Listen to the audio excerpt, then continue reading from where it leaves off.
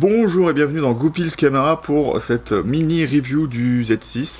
Donc ça fera aussi office de vidéo 2 sur 2 sur la review plus longue que j'avais faite, où j'explique un peu plus dans les détails certaines choses qui me plaisent dans le Z6 et qui ne me plaisent pas trop. Donc du coup là on va essayer de revenir beaucoup plus rapidement sur le Z6, parler de ses caractéristiques et à la fin parler de ce que j'aime bien dans le Z6.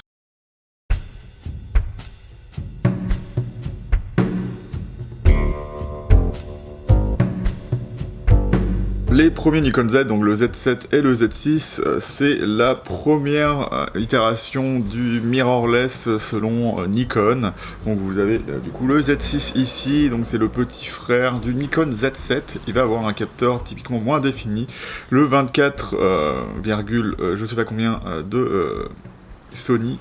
Alors je dis je sais pas combien parce que ce capteur est utilisé sur plusieurs appareils photo, mais suivant les spécifications constructeurs, ils sont fabriqués à la demande avec une matrice autofocus différente, donc le nombre de mégapixels diffère légèrement. Donc c'est pour ça que au final le Sony A7 III, le Panasonic S1 et le Nikon Z6 n'ont pas exactement le même nombre de pixels. Une autre différence qu'il va avoir avec le Z7 qui peut conduire à votre choix pour le Z7, c'est qu'il va avoir moins de collimateur autofocus. Alors est-ce que dans la pratique c'est moins facile à utiliser?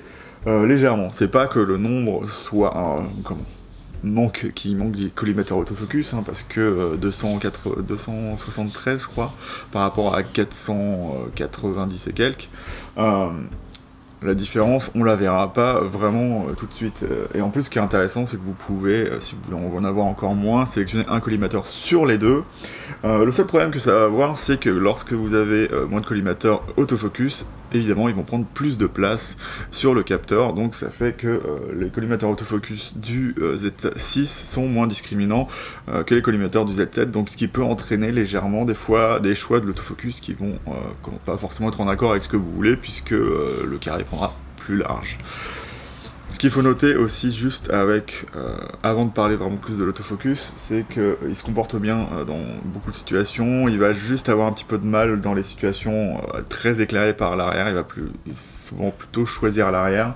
Alors si vous choisissez vraiment bien l'endroit où vous faites la mise au point, il va réussir à prendre les zones sombres, mais il va plus souvent privilégier les zones claires. En termes de construction, je dirais que du bon. On est sur un boîtier en alliage de magnésium, et lorsque vous le prenez en main, il respire à la qualité. Alors les gens disent qu'il est assez léger, moi je trouve qu'il est pas plus léger que mon D750, et je trouve qu'il fait moins jouet au final que mon D750, puisque il fait pratiquement le même poids, dans un gabarit plus petit, donc on a vraiment une impression de solidité qu'on n'a pas forcément avec le D750. Il a aussi moins de parties en polycarbonate, il va en avoir objectivement, je parle de moi, hein, du coup quand je regarde l'appareil photo, une seule qui va être le dessous, et je pense que c'est un choix de Nikon.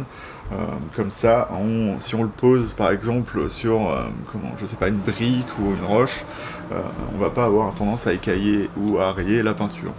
On va juste rayer le plastique, enfin le polycarbonate, et ce sera tout. Après, si vous voulez légèrement mon avis sur le polycarbonate, je pense que c'est pas un problème, c'est juste que lorsque vous avez un boîtier en polycarbonate, comme le 80D, il fait moins professionnel dans les mains, mais dans les situations, si l'appareil photo est trop pixelisé, il n'y a pas de raison que l'appareil photo en polycarbonate ne marche pas aussi bien que l'appareil photo en magnésium, puisqu'il y a des qualités et des défauts à chacun des matériaux. Ce qui va être assez intéressant avec le Nikon Z6, c'est qu'il reprend l'ergonomie typique de chez Nikon. Il n'y a pas eu de compromis dans le grip ou dans quoi que ce soit, donc on va retrouver le même genre de batterie qu'on avait dans les réflexes Nikon, à savoir le NEL15, donc celle-ci ce sera la version B. Dans mes tests, contrairement à ce que dit Nikon, ce qui est disponible pour l'appareil photo est exactement le même, hein. Vous allez utiliser, quand vous allez utiliser la batterie, elle va se décharger de la même façon sur un Z6 que sur n'importe quel autre appareil photo. C'est juste que, évidemment, sur le mirrorless, on aura une autonomie plus faible pour la même batterie. L'intérêt d'acheter des ENEL15B, L'intérêt d'utiliser des ENEL15B, c'est que vous pourrez les recharger via votre port USB, mais il faudra que l'appareil photo soit éteint. Alors, ce que ça va avoir d'intéressant, c'est que du coup, vous allez pouvoir charger votre appareil photo si vous avez des batteries externes. Donc, par exemple, vous êtes dans votre voiture, vous allez de destination en destination, vous ne pouvez pas charger votre appareil photo. Vous pouvez utiliser une batterie sur votre Z6. Vous pouvez même aller plus loin et genre juste utiliser votre Z6 comme chargeur de batterie, puisque les batteries sont rétrocompatibles pour D750, D780, D850, D500 et tous les appareils photo qui évidemment utilisent cette batterie, donc aussi toute la série des D7000. Donc c'est vraiment plutôt intéressante. Donc on va passer directement sur un aspect qui va un petit peu fâcher beaucoup de gens, super Pierre, c'est qu'on a juste un port de carte XQD. Donc pour moi c'est pas forcément un problème, et lorsque vous prenez des photos c'est pas vraiment un problème, c'est juste que dans certaines situations, vous allez peut-être vous inquiéter de savoir si vous n'avez pas de problème avec votre XQD. Normalement, le format est fait pour être très stable et pas avoir de problème comme les cartes SD, qui sont souvent les cartes les plus susceptibles à la corruption. Ça m'est déjà arrivé d'en avoir sur des cartes SD, mais très peu. Alors ce que vous pouvez faire, moi ce que je ferais, c'est de prendre des cartes de petite valeur en giga, comme ça je change tout le long de carte, comme ça j'ai moins de problèmes avec ça. Mais ce que vous pouvez faire, c'est que maintenant vous pouvez prendre des SSD qui vont directement charger vos cartes sur le disque du coup, ou le SSD plutôt, et donc vous n'aurez pas de problème avec ça. Donc il y a des trucs il y a des solutions qui existent contre ça. Ce qui sera aussi intéressant sur la plateforme Z en général, c'est que l'appareil photo est entièrement tropicalisé. On va avoir des joints à la fois sur les trappes, donc comme la carte XQD et la trappe de batterie, donc ça respire vraiment la solidité et on n'a pas l'impression que l'appareil photo puisse être cassé, mais bon, ça c'est à mesurer. Mais ce qu'il faut savoir, c'est que toutes les optiques de la gamme Z sont tropicalisées, que ce soit les optiques APS-C ou tout ce qui sort pour l'instant en 1.8, et après certainement les optiques un peu plus professionnelles qui sortiront en 1.2 je pense, auront toutes la tropicalisation. Donc c'est vraiment quelque chose d'intéressant. Lorsque vous utilisez l'adaptateur FTZ, comme je l'ai là pour l'instant sur l'appareil photo, l'adaptateur est tropicalisé, mais évidemment ça dépend surtout de l'optique que vous avez en face, à savoir que par exemple le Nikkor 51.8 que j'ai là a peut-être un joint, mais il n'est pas tropicalisé du tout, donc ça va peut-être poser problème. Donc à savoir que lorsque vous avez un joint, ça vous protège l'appareil photo un peu plus longtemps, mais l'eau ira quand même dans l'optique, et au final ça ira entre les lentilles, et comme il n'y a pas de respiration, ça va finir par il peut finir par y avoir des champignons, ce qui n'est pas forcément très agréable. Côté viseur, on retrouve un viseur de 3,69 millions de pixels, assez agréable, avec un taux de rafraîchissement de 60 Hz, donc il est vraiment en général plutôt agréable à utiliser. La définition est largement suffisante, bien que évidemment si on a plus c'est plus précis, donc on voit mieux son focus, et évidemment voilà. Vu que en plus l'écran de base reste assez petit, là on a un grossissement qui est très très agréable, hein. On va être dans des tailles qui vont ressembler au viseur du D850 et du D5, donc c'est vraiment très agréable. Donc c'est plus gros que le viseur du D750, ce qui est plutôt bienvenu. La luminosité est là, le relief d'œil est assez confortable pour qu'on puisse à peu près voir les angles comme il faut lorsqu'on est derrière l'appareil photo, mais on peut quand même voir l'intérieur d'un peu plus loin, ce qui est plutôt cool, et là la réputation de Nikon n'est pas entachée. Après, en termes d'ergonomie générale, la seule différence qu'il y aura avec les réflexes Nikon, c'est qu'ils ont décidé de basculer tous les boutons qui étaient à gauche, à droite de l'appareil photo. Et donc C'est pas désagréable à l'utilisation, mais je vois pas en quoi c'est forcément un plus, parce que moi je me retrouve toujours quand même à visualiser mes photos en ayant l'appareil photo juste devant moi et en le tenant des deux côtés, et avoir la possibilité d'utiliser sa main gauche, c'était vraiment pas mal, d'autant qu'on a quand même encore la roue de mode qui est toujours de ce côté-là, et le bouton de visualisation avec la poubelle qui sont de l'autre côté. Un changement un peu drastique pour les utilisateurs de Nikon, comme il n'y a plus de moteur autofocus et d'indexation manuelle mécanique, de moteur qui va vous servir à indexer vos optiques G, puisque même si c'était à l'intérieur de l'optique, on était encore dans un vieux système. Il n'y a qu'avec les Nikkor E qu'on a eu quelque chose d'entièrement contrôlé électroniquement. Donc c'est la bague FTZ qui va s'occuper de faire le moteur, la transition mécanique, donc le moteur pour les ouvertures. Donc on peut pas en plus mettre le moteur AF à l'intérieur, ça c'est un peu trop gros. Et donc, du coup, Nikon a enlevé carrément le switch autofocus, manual focus, puisque ça servait en fait de bouton de débrayage des AFD au départ, et donc après des AFS. Et donc le bouton autofocus se retrouve de l'autre côté de la baïonnette, donc sur les boutons de personnalisation. Vous pouvez régler l'autre pour faire ce que vous voulez, à savoir faire une preview de la profondeur de champ, parce que le viseur ne va pas en visualisation au-delà de 5-6, parce que sinon on aurait du lag sur le viseur. Donc ils ont préféré garder le confort d'utilisation. Alors ça fait pas très dernière génération de mirrorless du coup, mais voilà. Du coup, comment j'ai vu ça, c'est qu'en vidéo, le viseur lag, c'est juste pas possible, donc utiliser l'écran arrière. Donc moi personnellement, le bouton d'autofocus, je l'ai mis sur mon bouton de pour faire la vidéo, et j'ai pas du tout de problème avec, et c'est plutôt bien. Juste à savoir que vous n'aurez pas à mettre la main de l'autre côté, hein, sachant que de base, je sais que Nikon a fait ça parce qu'ils étaient obligés, parce que le moteur AF est juste en dessous dans l'appareil photo. Ce qu'on aura d'intéressant dans la vidéo, notamment dans la façon dont vous pouvez la faire avec le Z6, c'est que vous aurez de la 4K en 30 images, de la 4K en 24 images, du 1080 en 60, du 1080 en 120 et du 1080 en 80 images, je crois. Et après, tous les mêmes paramètres que pour le 4K, donc à savoir le 30 et le 24 images. On a une possibilité d'avoir une haute qualité et une qualité basse, sauf qu'on ne sait pas en bitrate, donc les professionnels en seront peut-être un peu désappointés, on ne sait pas en bitrate ce que ça donne sur nos fichiers, à savoir qu'il y a des modes où le slow-mo est directement, le ralenti est directement créé dans l'appareil photo, mais ça diminue aussi le bitrate apparemment, et donc c'est mieux de le faire en post-production.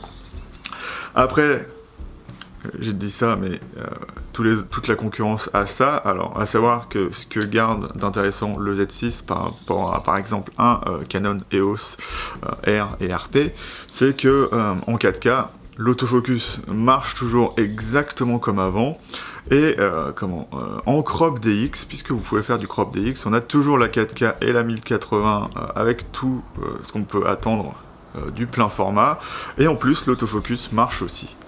A savoir que par exemple Canon a décidé que lorsque vous faites un crop, vous êtes juste en HD et pas en Full HD. Donc c'est bien de savoir qu'avec Nikon vous pouvez faire ça, et notamment ça va permettre de pouvoir, si vous commencez la vidéo avec un Nikon et que vous avez déjà d'autres Nikon derrière et que vous vous dites ouais je vais faire l'autofocus, ça va être génial, je vais arriver à un défaut qui peut être gommé grâce à cette capacité à utiliser le crop DX en 4K.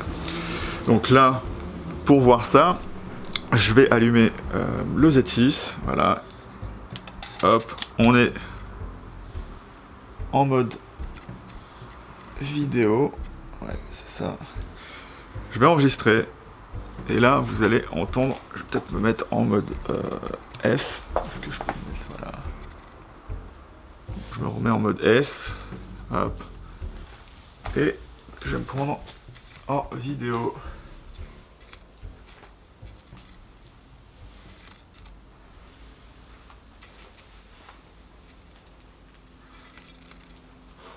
Alors vous pouvez là déjà l'entendre.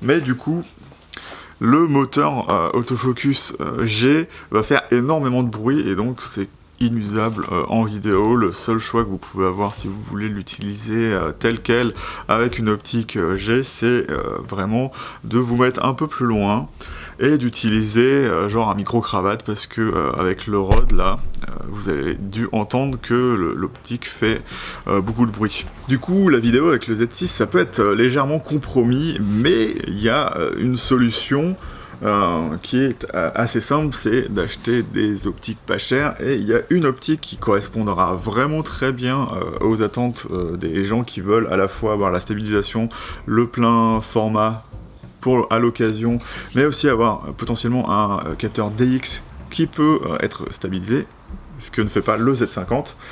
Vous pouvez prendre votre Nikon Z6 et mettre dessus le Nikkor 1855 AFP, donc soit le stabilisé, soit le non stabilisé. Et l'optique est virtuellement silencieuse, donc ça vous permettra de faire des vidéos, bon, notamment pour la photo, il n'y a rien d'intéressant, parce que ça vous fera des photos de 9 millions de pixels, si je dis pas de bêtises, à savoir que malheureusement, dès qu'il détecte une optique DX, le Z6 seulement DX, et vous ne pouvez pas prendre en plein format avec du vignettage vos optiques AF-DX.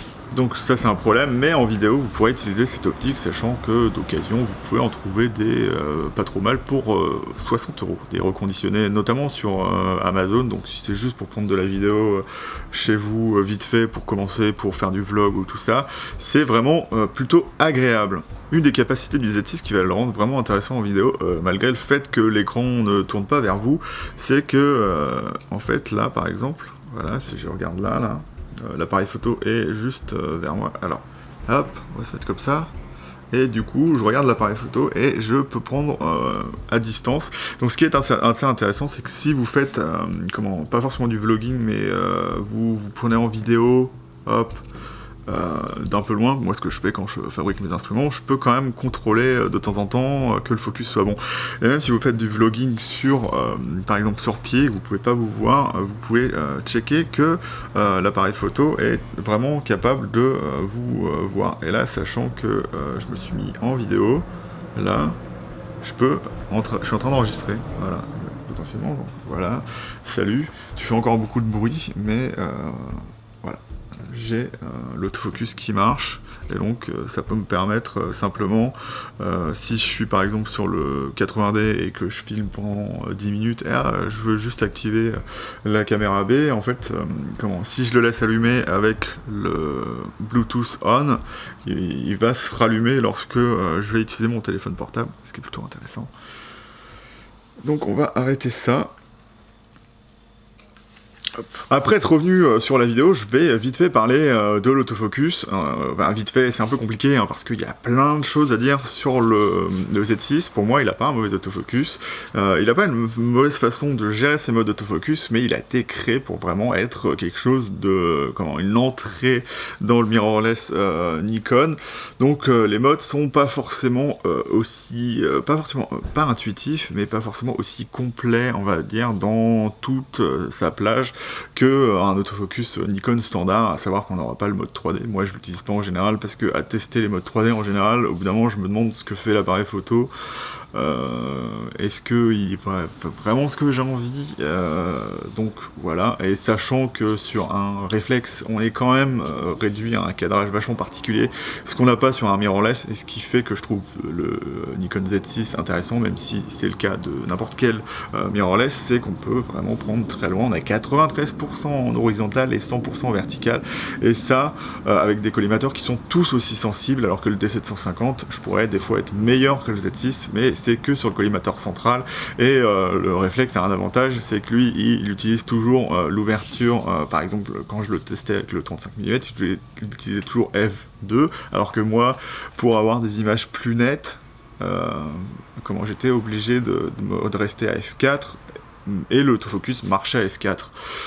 Donc voilà, c'est des choses à prendre en considération. Peut-être que des fois vous allez vous dire ah mais l'autofocus il est moins bon, il est pas moins bon, il marche d'une façon différente. Et donc pour ce qui est des modes, on va avoir des modes assez intéressants mais qui sont un peu frustrants parce que moi la zone de sélection que je trouve la plus intéressante c'est Pinpoint AF, et donc comme la zone est plus petite qu'un collimateur de phase du Z6, fatalement on n'a pas l'autofocus de phase. Alors je trouve qu'il est vraiment plutôt efficace pour un appareil photo. Maintenant cette génération là on arrive à faire des collimateurs des autofocus de contraste vraiment très intéressants, surtout en photo. En vidéo, comme il y a beaucoup plus de données à prendre en compte, des fois ils aiment pas ça, notamment sur les Panasonic, mais en photo, c'est vraiment plutôt pas mal. Donc quand je veux quelque chose de précis, même si c'est le mode AFS et que ça me dérange un peu, puisque avec mon habitude d'utiliser le bouton AF, maintenant qu'on a pratiquement tout le capteur disponible, j'aime bien être vraiment là où je veux mettre au point, et pas bouger ma mise au point, donc rester sur le bouton AF et déclencher, et être sûr d'avoir quelque chose de correct, alors que l'AFS va s'arrêter à un moment donné, et c'est vous qui ne devrez pas bouger pour avoir quelque chose d'intéressant. Donc après, moi je suis toujours plus à utiliser soit le pinpoint, soit la zone AFC la plus petite. Donc les modes intermédiaires je les utilise pas trop, à savoir que pour moi ça va sélectionner un peu large, donc je trouve pas ça vraiment très intéressant. L'intérêt pour moi d'un autofocus c'est qu'il soit discriminant. Donc je suis plus dans les modes précis. Et après, ce que je vais trouver intéressant, c'est de l'autre côté, le mode où on va avoir tout le capteur disponible, là où vous pourrez avoir l'autofocus sur les yeux et sur le visage, qui marche plutôt pas mal. J'ai pas eu vraiment beaucoup l'occasion de le tester, mais ça marche plutôt assez bien. Le seul truc, c'est que par exemple, le mode de suivi est pas mal, mais il est comme tous les modes de cette génération-là, comme les Sony 3 ont tous le même problème, c'est que des fois ça va marcher comme il faut, et au bout d'un moment il va se dire voilà, je pars faire ma vie ailleurs, donc le carré va se balader. Mais le seul truc qui est intéressant du coup avec le Nikon, c'est que si vous placé OK, il va re-reset au milieu le carré, et donc vous ne serez pas avec un collimateur fou où vous ne savez pas comment vous allez devoir faire pour le faire revenir. Par exemple, j'ai eu le M5, il fallait retaper sur l'écran tout le temps en mode tandis que là, c'est pratiquement la même chose, mais je trouve ça plus simple. À savoir que comme on a des collimateurs aussi définis, ça fait qu'on se perd un peu moins, alors que par exemple sur le M5, des fois j'étais un peu perdu, à savoir il sélectionnait un collimateur, mais il allait faire la mise au point légèrement à côté, même si vous avez sélectionné un collimateur fixe. Donc le Z6 de ce côté-là, je le trouve très agréable. Il est certainement pas au niveau de la dernière génération de Sony, mais en même temps le A7 R4 il explose pratiquement tout le monde, mais c'est un autofocus qui est plutôt agréable à utiliser. Alors moi, comme je fais des tests un peu particuliers avec mes appareils photo, j'ai vraiment réussi des fois à l'avoir, comme je l'ai dit, à cause des lumières qui viennent surtout de derrière, mais si vous limitez la surface du collimateur, il va pas prendre plus loin, parce que ce qu'il faut savoir, c'est qu'avant les collimateurs de phase étaient limités à une certaine zone, mais ils prenaient objectivement un peu plus loin que ce qu'ils faisaient. Mais donc maintenant, avec nos collimateurs modernes, et donc l'agencement plus moderne avec beaucoup plus de collimateurs, on a beaucoup moins ce problème. Donc c'est comme tout, si vous décidez de prendre le Z6 et de dire ah là, je vais faire des mauvaises photos et dire qu'il est moins bon que mon D750, vous allez réussir à le faire. Mais je trouve par exemple que si je traque une zone qui est par exemple en diagonale, ce qui est bien, c'est que du coup je peux voir la preview directement de là où il fait la mise au point, ce qui serait pas le cas avec le D750. Je trouve que la transition est beaucoup plus douce. Oui, je m'amuse à faire des photos à intervalles réguliers sur une zone où je fais la mise au point de plus en plus loin, et le Z6 est souvent capable de faire des choses un peu plus précises que le D750. Après, peut-être que c'est dû au fait que j'utilise un objectif avec le moteur dans l'objectif, alors qu'avec le D750 j'utilisais un objectif AF où le moteur était dans le D750. Mais moi je trouve que même s'ils ont des défauts différents, un autofocus de réflexe et l'autofocus du Z6 ont leurs qualités et leurs défauts. Évidemment, la qualité du Z6 c'est d'avoir quelque chose d'un peu plus précis dans la détection des contrastes, vu qu'il y a ça dedans. L'autofocus du D750 va être légèrement meilleur en basse lumière. Donc voilà. Du coup, c'est quand même assez compliqué de parler d'autofocus, hein, parce que moi, au final, vous achetez un appareil photo, vous trouvez la qualité d'image bien, vous trouvez qu'il fait bien le focus, mais il y aura toujours une situation où il va pas vouloir faire exactement ce que vous voulez. Et alors, moi, comme j'ai commencé fin 2000, années 2000 à faire de la photo, je suis passé par des systèmes autofocus qui étaient des fois bien pires que le Nikon Z6. J'ai eu le premier X100 qui faisait des photos, mais des fois, voilà, il voulait pas faire la mise au point que vous vouliez, et c'est pas pour ça que vous disiez ah mais il est pas bien, il était tout mignon, donc on avait envie de l'apprécier. J'ai eu plein de réflexes qui étaient pas forcément à niveau, hein, par exemple le 6D. Alors le problème du 6D c'était que oui, il avait son collimateur central qui allait à EV-3, c'était super à l'époque, mais par contre, pour y arriver, il fallait vraiment qu'il réfléchisse un moment, et il y arrivait, et toi, t'étais déjà plus dans l'état de prendre la photo, et donc vous prenez une photo pas géniale. Et le problème, c'était que tous les collimateurs autofocus étaient vraiment mauvais. Ce qu'on ne retrouvera pas du coup sur un mirrorless, c'est que par exemple, lorsque vous avez votre D750, le collimateur du milieu et tous les collimateurs en croix sont meilleurs que les collimateurs pas en croix, parce que ce qu'il faut savoir, c'est qu'en fait l'autofocus de phase, en gros, ça coupe un peu l'image en deux, et ça va essayer de remettre, d'aligner les lignes, un peu comme un dépoli de Fresnel. Et donc on fait des collimateurs en croix pour qu'ils soient plus sensibles à différentes situations, alors que sur le capteur, ils sont pratiquement tous comme ça. Ils sont d'un côté à l'autre du truc, ils ont été faits pour être comme ça, et il y a où soit ils sont un peu moins performants tous, soit ils sont aussi performants tous. Donc ce qui est plutôt assez agréable, hein. Moi je préfère mieux maintenant avoir la capacité de cadrage du mirrorless plutôt que juste avoir un autofocus qui est vraiment un peu plus rapide, on va dire, au milieu. En tout cas, je vais pas m'éterniser sur l'autofocus du Z6 comparé au D750. Pour moi, il est meilleur dans beaucoup de domaines. Mais je pourrais faire une vidéo un jour de comparaison entre l'autofocus d'un mirrorless et l'autofocus d'un réflexe, et dire pourquoi c'est mieux, pourquoi c'est moins bien. Mais ce sera dans une autre vidéo. Donc on va passer tout de suite à mon avis personnel. Mon avis personnel sur le Z6, donc je vais le faire directement sur le Z6 parce que la batterie du 80D m'a lâché, donc en vidéo, vous voyez, donc un réflexe. Bon. Je vais arrêter de vous torturer avec cette AFS de type G. On voit que l'autofocus est très efficace en vidéo, mais c'est au prix de, lorsque vous utilisez un AFS G, d'un autofocus continu qui fait beaucoup de bruit, parce que vous voyez que j'étais juste dans le plan, et juste le fait de légèrement bouger ma tête faisait que l'autofocus se réglait légèrement. Donc en vidéo, l'autofocus est vraiment très très efficace. Du coup, mon avis personnel, vite fait sur l'appareil photo, c'est un appareil photo que je trouve vraiment très agréable à l'utilisation. Le marketing n'a pas menti sur la façon de faire du boîtier et tout ce qui va avoir physiquement parlant. Les optiques Z vont être intéressantes parce que l'appareil photo est complètement tropicalisé lorsque vous utilisez ça avec n'importe quelle optique. Donc ça, c'est vraiment quelque chose d'intéressant. Le viseur est très agréable, l'écran arrière est encore mieux que le viseur.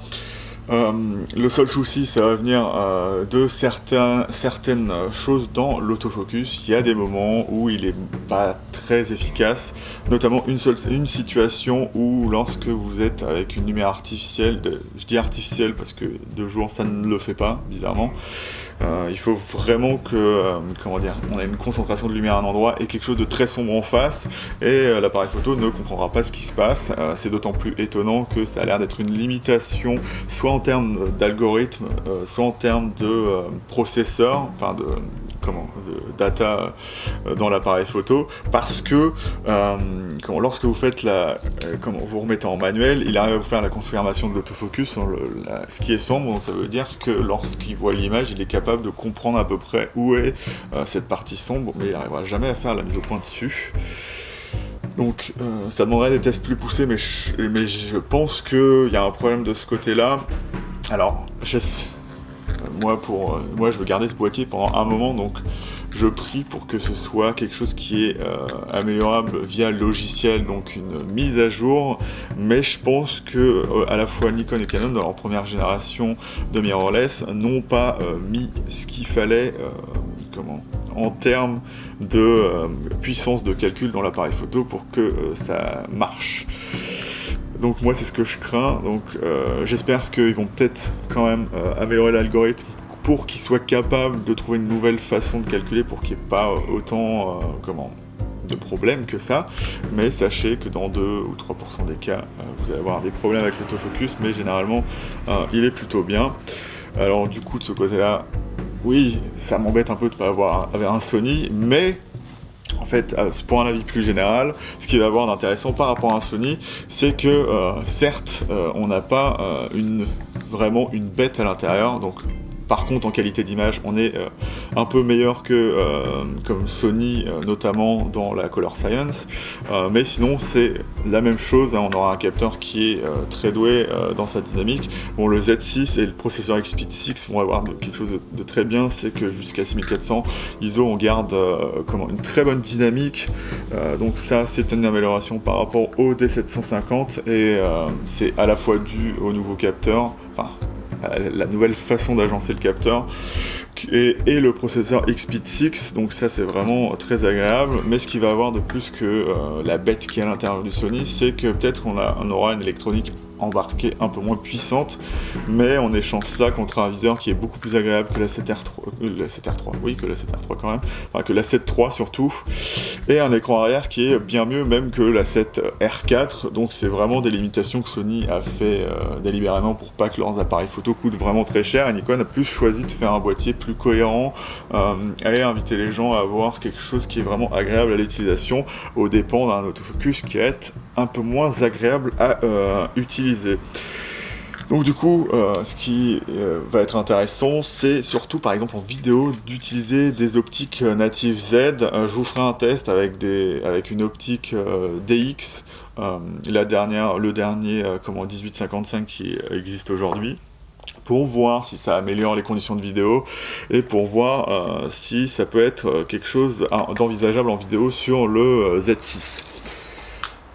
Donc du coup je parle de ça, mais pourquoi avoir pris le Z6 malgré ses légers défauts d'autofocus par rapport au Z50 qui a amélioré son autofocus notamment sur les yeux et qui a un tracking légèrement supérieur. Bon, c'est normal, c'est un appareil photo plus récent, mais il y avait des choses qui ne me plaisaient pas sur le Z50. C'est un appareil photo que je trouve toujours intéressant aujourd'hui, mais la chose principale qui me déplaisait, c'était de ne pas avoir la stabilisation sur le capteur. Donc après, ça peut paraître pas énorme, mais j'ai en partie acheté cet appareil photo pour pouvoir utiliser les mêmes optiques que sur mon D750, à savoir mes objectifs fixes, et souvent les objectifs fixes n'ont pas de stabilisation, et être capable d'avoir ça sans avoir à acheter un zoom. Moi j'aime pas trop acheter des zooms, je trouve que, surtout en photo, parce qu'en vidéo c'est très très utile, je trouve ça très limitant dans ma façon au moins de faire la photo. Alors vous allez trouver ça bizarre, hein, mais personnellement moi j'ai un zoom, je me place, et puis je zoome, et je prends la photo, je me barre, et je fais aucune composition, et je reviens avec des photos qui m'ont pas plu, alors que dès que je suis limité par exemple par ma petite focale 50 ou mon 35 mm que je vais avoir sur le D750, même s'il y a des défauts, j'adore le 35 mm D avec le D750, on va être à calculer son cadrage et en fait à dire ah non mais en fait là, il manque quelque chose. Donc vous allez vous reculer et vous allez de plus en plus, au final, composer votre photo, comprendre ce qui va pas dedans, et vraiment avoir un contrôle sur la scène que je retrouve pas avec un zoom, parce que tout simplement, j'ai juste, en général, à bouger la bague, et ça me donne le cadrage que je veux, et j'ai pas forcément réfléchi à la composition plus loin que ça, parce que il y avait ce qu'il fallait, et donc j'ai pris une photo, et c'était bon. Donc avec le Z6, je vais pouvoir utiliser plein de focales fixes et quand même conserver la stabilisation, ce qui est plutôt quelque chose d'agréable. C'est un plus, c'est pas obligatoire, mais voilà. Le deuxième et troisième point qui vont être importants, c'est du coup les ports qu'il va y avoir sur le Z6. On a une prise casque, et moi je trouve ça assez important, même si je l'utilise pas tant que ça. Quand je suis pas, par exemple, quand il y a du vent, c'est bien avant de mettre son casque et de, pendant une minute ou deux, de regarder, d'écouter, voir si, quand vous allez parler, le vent va pas passer par-dessus votre voix, et ça va pas être très désagréable pour les gens qui vont vous écouter.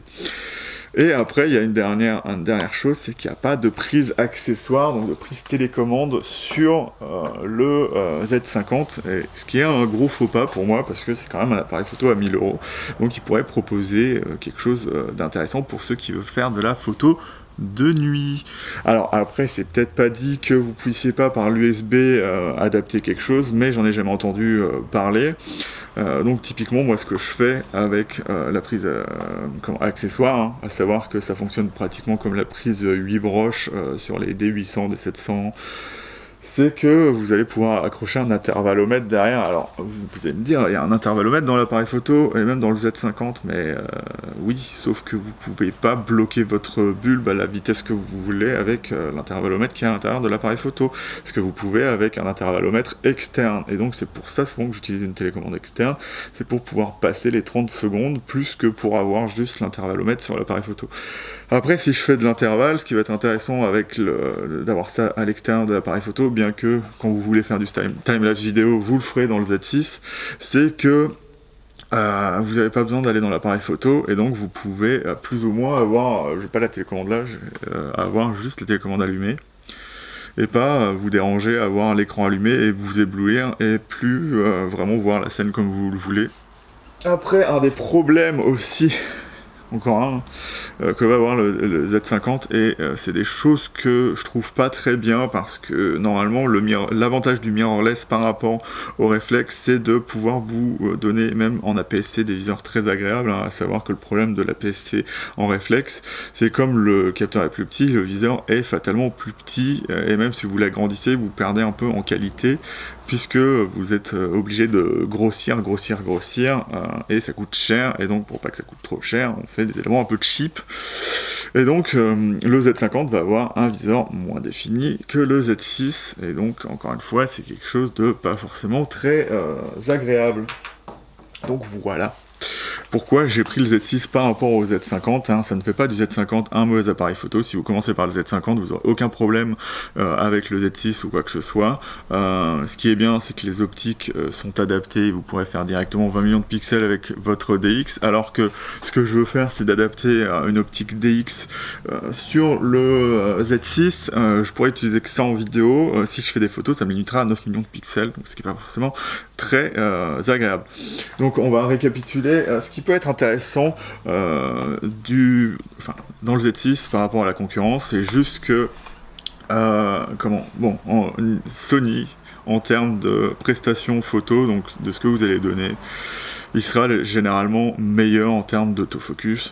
Les couleurs s'améliorent, mais c'est pas encore le meilleur. Canon et Nikon restent meilleurs de ce côté-là. Mais en termes de prestations d'autofocus et tout, ce sera d'abord Sony qu'il faut prendre. L'autofocus de Nikon reste plus rapide que l'autofocus du Canon EOS R. Les prestations générales sont pratiquement aussi bonnes entre le EOS R et le Z6, à savoir que un des avantages du EOS R, c'est qu'on va pouvoir changer le collimateur sur l'écran arrière en sélectionnant une zone, ce que j'aimerais bien avoir sur le Z6, mais il n'y aura pas le joystick. Après, ce qu'on va avoir, c'est que le capteur de l'EOS R est légèrement moins bon en termes de dynamique, mais compense ça par une définition spatiale de 6 millions de pixels de plus. Donc ça fait que on a des photos plus précises évidemment, fatalement même avec des optiques différentes, et on a tout le parc RF qui est quand même pour l'instant bien mieux que le parc Nikon en termes de volume. Il faudrait les comparer tous ensemble, mais c'est un peu bête de comparer des plateformes. C'est ça le problème, de comparer deux plateformes ensemble, c'est pas possible parce qu'ils n'utilisent pas les mêmes optiques. Donc à quoi ça sert encore si vous compariez des Leica avec la L-mount avec un Panasonic? Oui, là vous pourriez le faire, mais dire je prends un 50 mm Canon contre un 50 mm Nikon, c'est pas du tout la même chose. Donc c'est pas les mêmes capteurs, c'est pas les mêmes façons de gérer les optiques. Voilà, vous pouvez pas dire mais c'est mieux optique, parce que souvent Canon a des très bonnes optiques, mais le capteur qui est derrière il est pas génial, alors que Nikon a des bonnes optiques, mais qui sont légèrement moins bonnes que Canon en général. Mais ils ont souvent des capteurs qui sont un peu meilleurs, notamment en termes de dynamique. Là, la définition donne clairement l'avantage à l'EOS R. Et après, une autre solution dans le mirrorless qui est peut-être bien meilleure pour rentrer dedans si vous avez pas d'argent et que vous comptez investir dans un parc d'optique plus que dans un boîtier, c'est vraiment le Canon RP. Après, du coup, le problème du RP, c'est que l'appareil photo coûte pas cher, il coûte 1500 €. Mais toutes les optiques coûtent tellement cher qu'au final, vous avez le même prix. Par exemple, vous prenez le 50 mm, je sais pas s'il y a un 50 mm Canon. Si, je crois qu'il y a un 51.2. Et vous prenez le Z6 avec le 51.8. Bon, voilà, c'est moins qualitatif. C'est moins qualitatif en ouverture déjà, mais vous avez, je pense que le Canon RP plus l'objectif coûte plus cher que le Z6 avec l'optique. Donc voilà, c'est à relativiser. Donc je m'éternise un peu sur la conclusion de cette vidéo, mais le Z6, ça reste quand même une très bonne option. C'est un appareil photo qui fera à peu près tout bien. Donc au final, si vous comparez ça au D750, avec tous les avantages qu'il a, il est meilleur. Mais en photo pure, il est un peu meilleur, notamment grâce à sa couverture autofocus.